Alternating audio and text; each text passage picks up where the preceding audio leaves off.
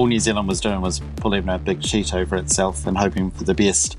And through a combination of everybody doing that, we pulled off something that is enviable. But they certainly are gearing New Zealand up for the person that slips in and sets it off around the country. I'm Dani Valent, and this is Dirty Linen, the podcast that takes the issues the hospitality industry finds hard to air in public and shakes them all about.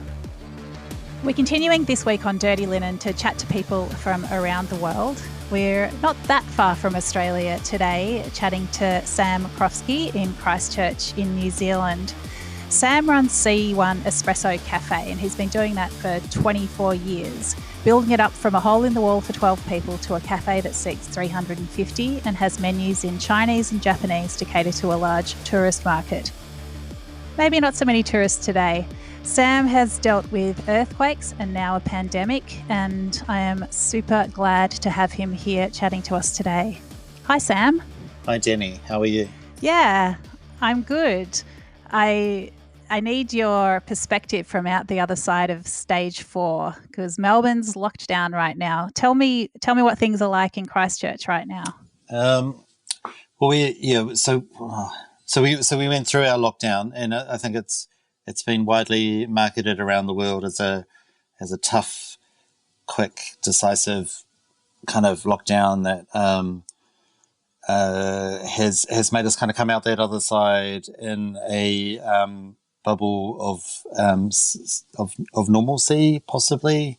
So we're all able to go about our normal business, and that's what the day-to-day kind of thing is at the moment. But it certainly feels like an episode of The Simpsons where there is a glass dome over New Zealand while we go about our normal business, while the rest of the world is in all various kind of stages of chaos.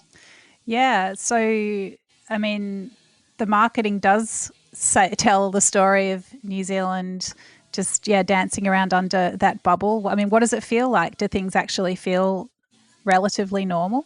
It does feel like a global marketing thing, and we're in an election year, so there's an election in a couple of months where it's important that as New Zealanders we all feel that we did a good job doing whatever, hiding in our houses, and now we're allowed to be out and about. But for me, it really, and our family, it does feel like one of those YouTube clips where you're standing on the wharf and you're watching the cruise ship kind of coming towards you, and you're sure that they're going to stop, and then they don't, and they just kind of tear through the wharf. That's kind of how it feels. We're all kind of going about our Sunday walk down at the wharf, but there's something impending and inevitable that's about to happen. That's how it feels. So it's nice. It's nice to be out and about, but certainly we're concerned about going back. Is there social distancing? Are there distancing and density rules? Where are things at? No, nothing at all. No, there's rugby games. There's concerts. It's everything as normal, with no kind of coronary kind of hang-ups at all. So it's completely business as usual in New Zealand. You couldn't sell sanitizer even at a 50% discount? There's plenty of that. They've run out of elastic for the face masks apparently in New Zealand, but no one's wearing them. They're buying them just in case. So I think I don't know much about anything, but I know that there won't be any. The longer that we're kind of being normal and going about our normal stuff, the more resistance there would be for any kind of lockdown or restrictions in the future, because we're getting quite comfortable with it. And that would certainly be my concern. There'd be no political goodwill kind of left. It's a depreciating kind of asset. They've already done the harsh lockdown. It would be pretty hard to get New Zealand to kind of respond well, I think, to that in the future. Oh, it's interesting because from the feeling I get from the outside looking at New Zealand is that society is pretty cohesive. Jacinda Ardern walks down the street and there's like ticker tape parades wherever she goes. Is that just how it looks from the outside? Yeah, like I mean, everyone loves her and her approach to the things that have happened for sure. Like it's certainly been there are leaders doing much worse jobs around the world. The New Zealand government's done a good job at that. In terms of what the lockdown is all about, and certainly what's happening in Australia at the moment, I mean, the way that we're combating this virus is equivalent to like this is how I see it as little kids when you're scared about something that you don't know about, you pull the sheet up over yourself at nighttime, right? And that protects you. And it kind of feels... Yep. So in terms of New Zealand having done a good job, it was basically like all New Zealand was doing was pulling a big sheet over itself and hoping for the best. And through a combination of everybody doing that and our geographical kind of isolation, like we pulled off something that is enviable. But it will be, I can't see the future, but they certainly are gearing New Zealand up for that, for the person that slips in and sets it off around the country. Well, I mean, yeah, that's your cruise ship crashing into the wharf, isn't it? It's that person that comes in and starts spreading the virus around the community. So the first time around, I'd been watching on social media what was happening around the world, and we had put things into place in January for our business to prepare for that cruise ship kind of coming towards us. So we had allowed any kind of staff movements because we had a big team of 30 people.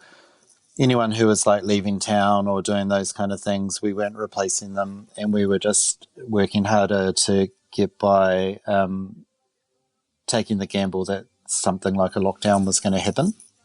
But certainly in this in-between bit where New Zealand is business as usual, the anxiety that I have is around how do you prepare for something that is potentially inevitable, so another lockdown. How do we get ourselves ready again? Because we're pretty lean as it is right now. Our business was positively geared towards tourism, so we've lost that kind of part of our market. It certainly is can keep you up at night as to how can you be not complacent in this kind of time. What sort of contingencies do you have? Yeah, hospo's a tricky one, certainly it is a very tricky one where, I want to do all the best business practices to make sure that there's cash in the bank and that we're profitable and lean while we're open and we're not embarking on any of our typical harebrained kind of schemes. But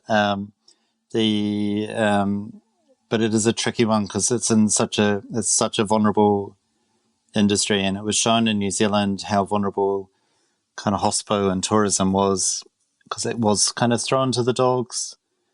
It was the least supported of any of the industries with the lockdown measures and with being the last to reopen and all the rest of it. It's certainly a tricky one. Because when you had your lockdown, you weren't able to do any takeaway at all, were you? Yeah, the lockdown enabled us. We were able to so we roast coffee and we grow tea and things in the Pacific, and we were still able to sell those things online, but we weren't able to do like a hole in the wall thing. No. I mean, can you put that in the context? Like, you already had the experience of the earthquake in 2011. Your cafe was destroyed in that. So you had this experience of having to close down and at the same time knowing that you were going to have to come through it in some way. Can you sort of take us back to that time of the earthquake and how you approached it, and then just tell us how that helped you get through your lockdown? Next month's actually the 10-year anniversary of the first earthquake, which caused a lockdown for us for maybe a month. We were closed, and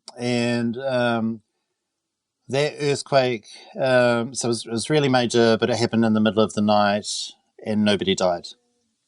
So it's a huge earthquake where everybody lost their televisions and chimneys and stuff like that. And the next thing, the insurance companies are giving people new plasma screens and heat pumps, and there's free concerts in our local parks with international guests, and the community really came together, and it was a pretty banging time. It was everyone was kind of pro what the quakes had done for the Christchurch community. And then when the next one happened, which was 5 or 6 months later, that's when it was in the middle of the day and people were dying, and most people's houses were destroyed. Not a cool earthquake. And I remember leaving because we live in the central city, and I left our business. I was lulled into a false sense of security, because the previous earthquake we had gone back and reopened. So I thought, it's going to be cool. We'll just get in there and we'll sweep up and we'll start again. So I remember I walked home. Part of the city was on fire.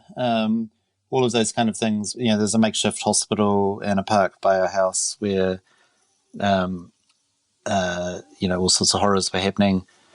And our house was destroyed. It was all a bit of a surprise for me in terms of how much one person could go through, I guess, because in one of those moments, and I think, the pandemic is certainly one of those moments where everyone is going through it at the same time.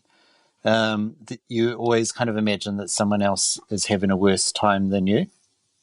And in terms of your own kind of how you look after yourself, both physically and mentally and all the rest of it, it certainly takes something to kind of start considering yourself and being like, you know what, this is not a good situation for us to be in, having lost both, our home and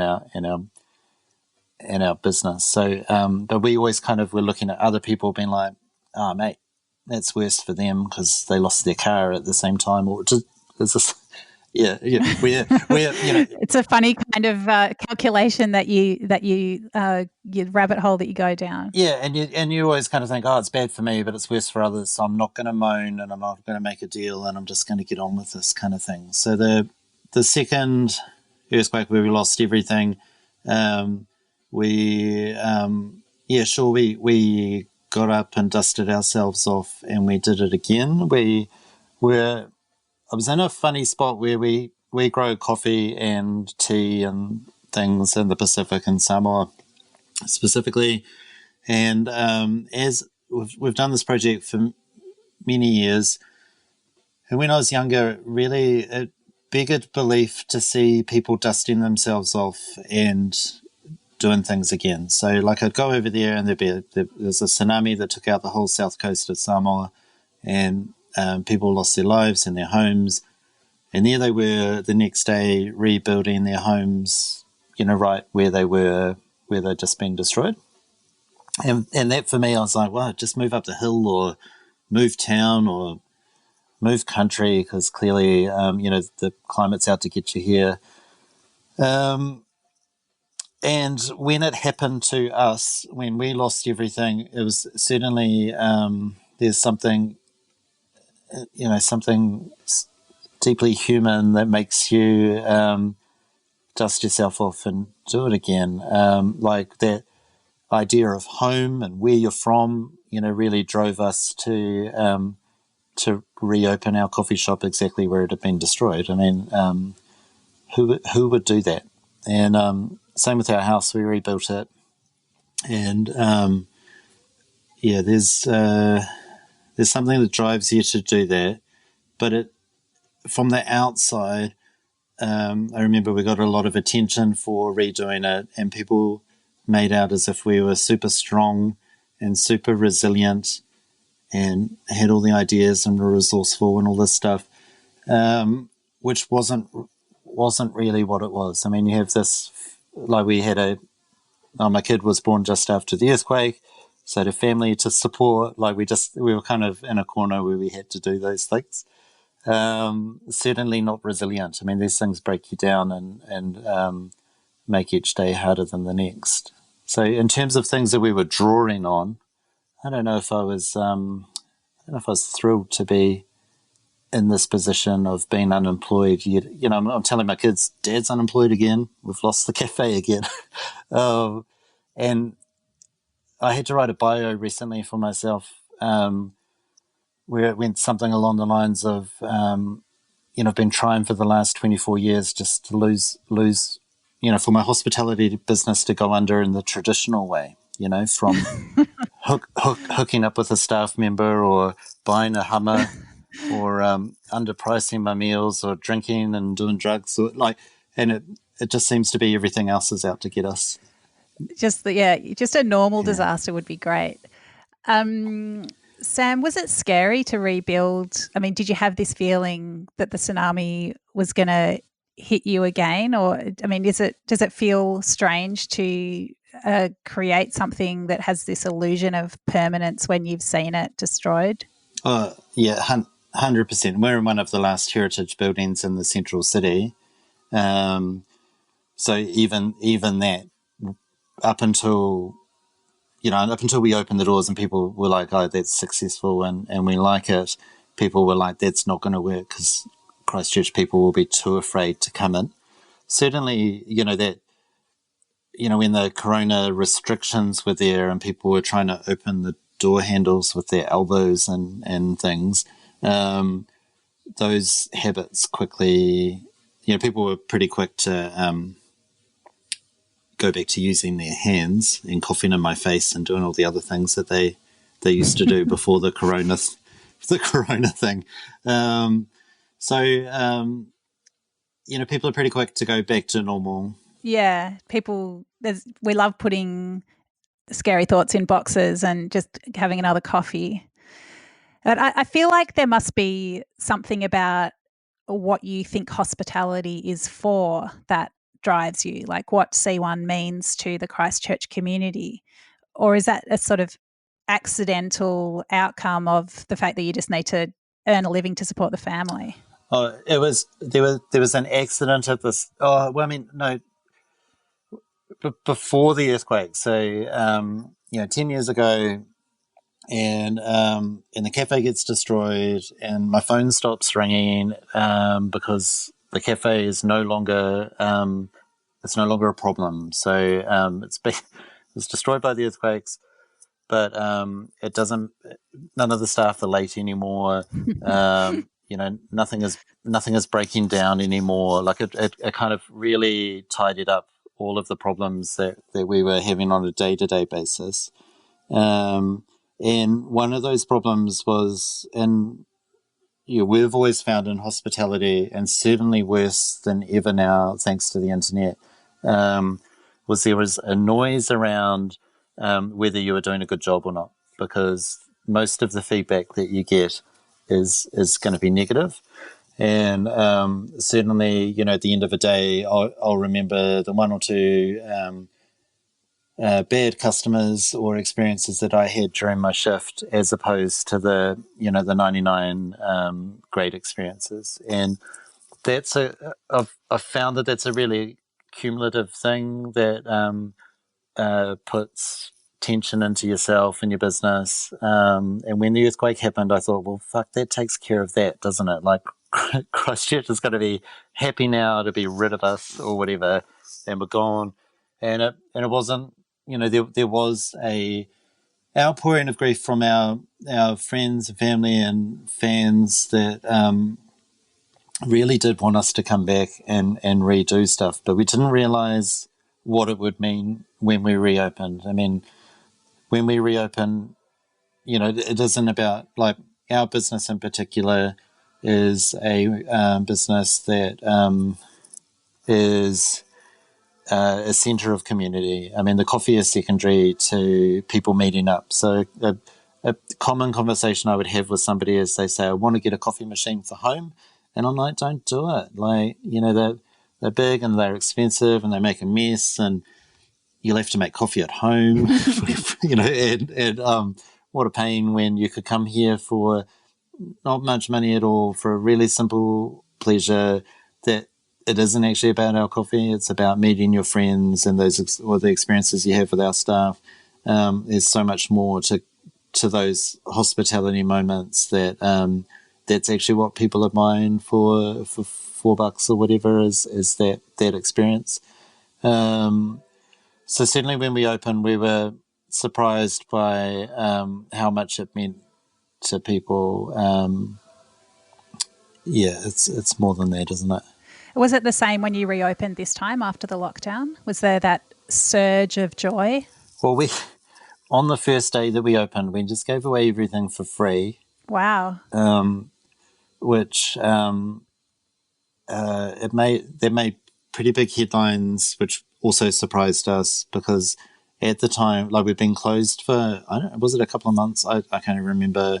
It was quite some time that there was a lot of fretting amongst the hospitality community as to how they were going to reopen and what they were going to sell, and everyone's trying to do these take-home meal kits, or everyone was hustling for Uber Eats and all these kind of ways to make money and stop yourself from going under, I guess.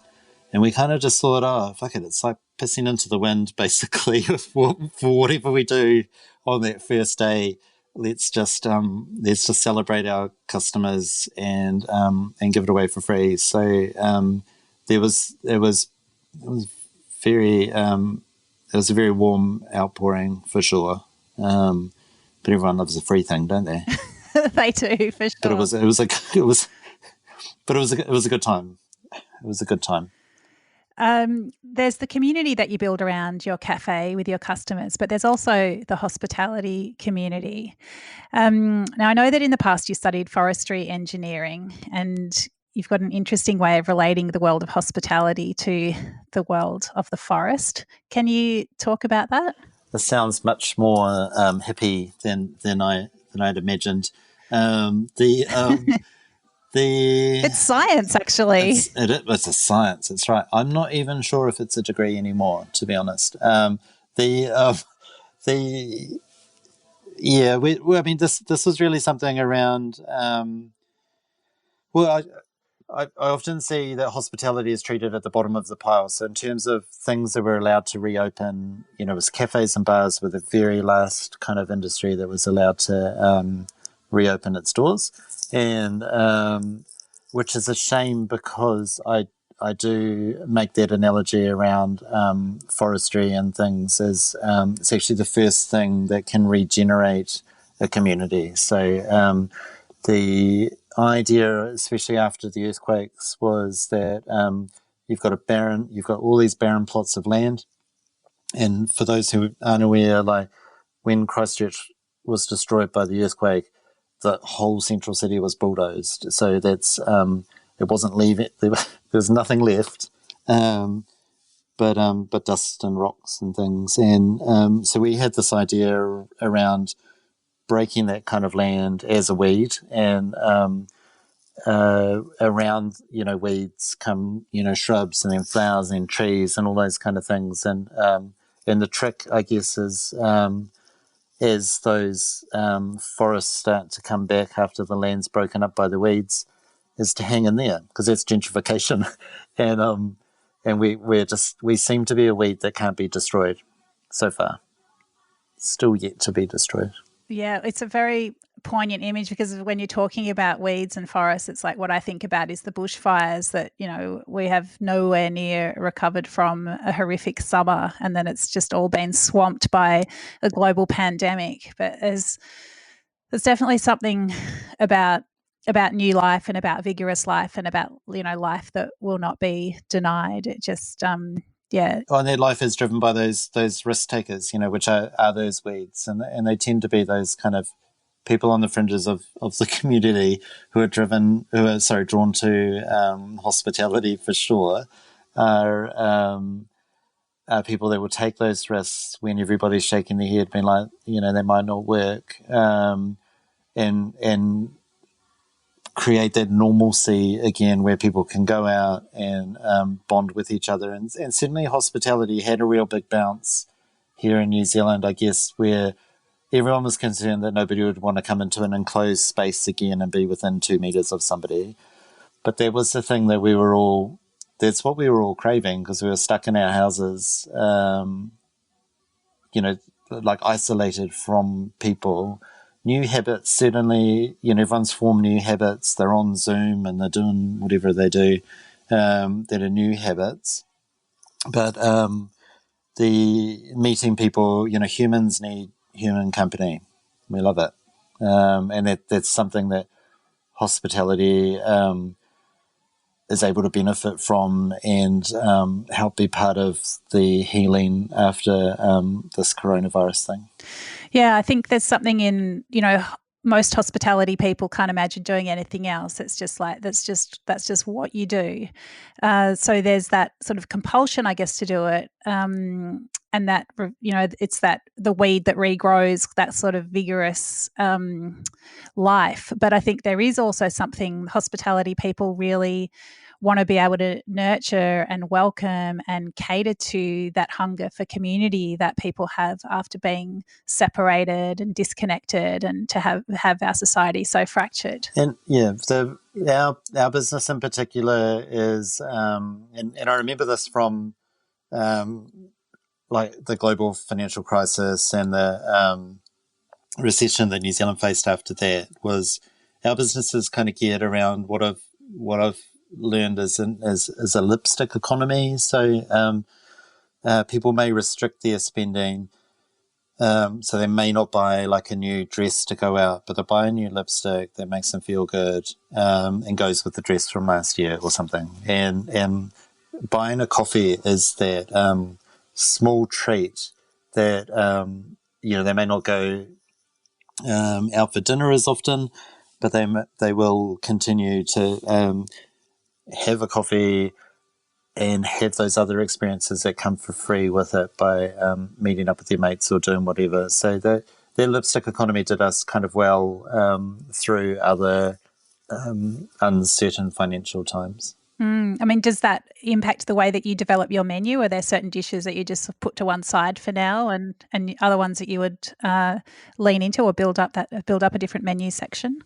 Well, we have we've built price rises into our menu, and yes, we've removed any of the lower margin stuff. So we're making sure that the people that do come here, that we're and are supporting us, that we're making money, and that's I know a lot of people are concerned about that and have gone in the other direction, but we're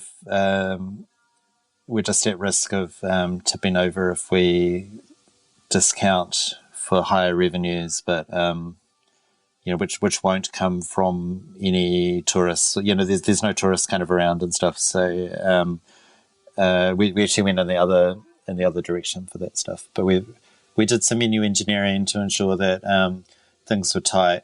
But we're making sure that people have a good time with high quality products that paying the wages and things. New Zealand during the pandemic. So it's still the pandemic. During the lockdown, New Zealand had a minimum wage increase happened, which has an effect through all industries, because that the knock-ons from the guy collecting the rubbish through to we weren't paying minimum wage to our staff, but there's a knock-on to what you're paying your baristas and your managers and things. You've got to nudge everything up when those things happen. So it was quite a crazy time that during a pandemic, when customers are coming in saying they're on reduced hours or their salaries have been reduced, and I'm talking lawyers and accountants and things, that your staff, the reverse has happened.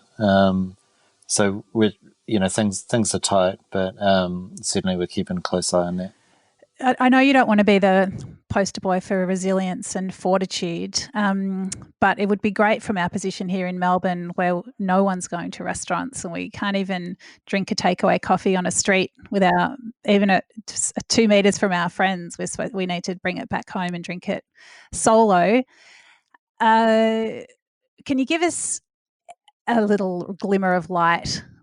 How are we going to come out of this, and is it going to be okay? Is Australia typically Australians look at New Zealand as the butt of the joke, don't they? We must be looking pretty cool right now. Is it? You're looking great. We all want to move there. How cool is that? That's really. I come from a large family, and I'm the only person that was born in Australia, and I've suffered years of that, and now it's so nice for Australia to look at us for hope and inspiration. I guess like things will end. So the lockdown's going to end, right, at some point.